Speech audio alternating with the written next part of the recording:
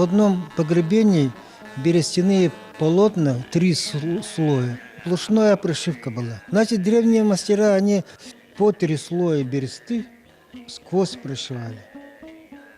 И этим они достигали 2 цели. Во-первых, полотна пришивались, так? Во-вторых, в результате этих разноцветных конских волос, черное, белое или коричневое, сочетание этих цветов, получается орнаментальный узор из волосяных ниток. Этот орнаментальный узор и сверху, и внутренне одинаковый. Те полотна, которые мы ранее находили, орнаментальный узор состоял из бересты отдельной, которые выкраивали, так, по определенной форме, или прорезным орнаментом был. И они пришивались. А здесь у нас сплошной орнаментальный узор получается. Вот это вот интересно, я думаю, для мастеров, которые занимаются сейчас шитьем берестяных полосок. Ну и те, которые хотят реконструировать якутскую расу. Следующее наше открытие это значит эти внутренние доски, они имеют рисунки. И рисунки животных, на которые они охотились. Это медведь, это лось, олень, домашние животные, так? Но есть и рисунки на тему верования.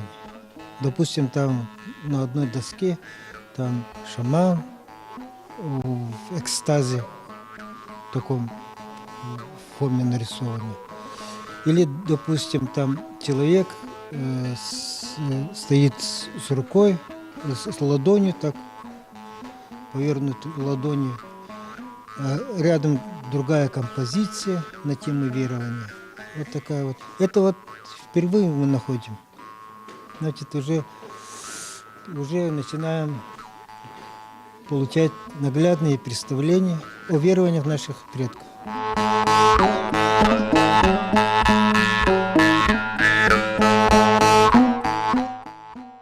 У любого города есть свои легенды и мифы. Городские легенды вбирают в себя различные мистические случаи, переплетаются с реалиями жизни, национальными обычаями, обрядами и культурой. Вас встречают 3 высокие обрядовые коновязи. Они скрепляют вам ваши 3 духа. Человек выходит из матери, у него есть дух лона матери, дышит воздухом, есть дух воздуха, стоит на земле, есть дух земли. Если 3 духа воедино, человек силен духом и телом, говорят. Такие ворота с 2 дверьми мужчины проходят по правой стороне, тем самым укрепляют свое мужское начало, а женщины по левой стороне, тем самым они укрепляют свое женское начало. Проходим.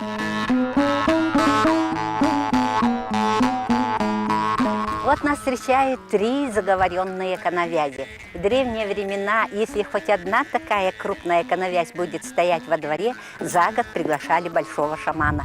Он определял место, где стоять этой коновязи работать. У меня целых 3, они заговоренные. Первая коновязь кубком для напитка КМС будет делать в течение 9 поколений. Мое благо, достаток, обилие. А его так заговорили. Кто вступает в территорию, им от этого блага достается. Вторая коновязь орлом, солнцем на груди. Именно такой орел еще в утробе матери ребенку дает дар, талант, кем ему в будущем быть. Воином, кузнецом, певцом, рыбаком, охотником, то есть наше будущее делает. Третья коновязь конской головой. С лошадью связывается все. Еда. В шкуры одевались, шкурой покрывали дома, опасаясь холода. До сих пор у нас осталось, покрывают двери домов. Табун лошадей бегает, у них обучаются отношениям между людьми. Любовь, семья, дети, дом, хозяйство, работа, любовь, семья, богатство. Что благодаря лошади люди остаются живы в этом срединном мире, лошадь обожествляется. Он обитает на 3-х небесах 9-ярусного неба, очень близко к земле, к людям. Во всех комплексах у нас есть зимний дом. Это очень низенькие дома высотой где-то 2 метра. Это чтобы сохранить зимой тепло. конусные высокие дома – это летние дома. Наши предки ставили высотой где-то 8,5 метра, считая, чем выше летний дом, тем он ближе к солнцу. А мы остановились возле очищающего сооружения из березы Чичипкан с лицом. Вот такие сооружения ставили древние эвенки. Они пропускали людей, которые идут на далекую охоту, рыбалку, их снасти, чтобы они живые, здоровые и с удачей вернулись домой. Я пропускаю своих гостей. Смотрите лицо, загадываете только одно желание, оно исполняется. Потом прикрываете солнечное сплетение, это самое открытое место человека. Кланяетесь и проходите под ним, попутно очищаетесь.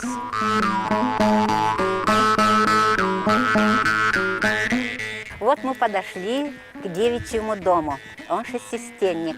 Этот дом у нас занесен в памятники архитектуры Дальнего Востока. В таких низеньких шестистенных домах с мелкими-мелкими окошками, с высоким куполом посередине открытым спали девочки. Их выводили сюда с ранней весны, и они там оставались до осени.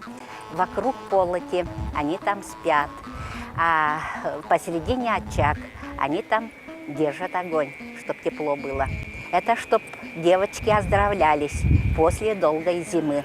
5 лет они спят рядом с печкой, но с северной стороны в таких балаганах зимних стоит скот, почти открыто. И вот, чтобы они оздоровлялись, выводили вот такие вот дома. Так о девочках заботились до 13 лет. Чужому глазу не показывали, но они могли играть с девочками, с соседей. А соседи проживали где-то в 15 километрах. То есть они тоже приходят, остаются ночевать, играют с этими девочками.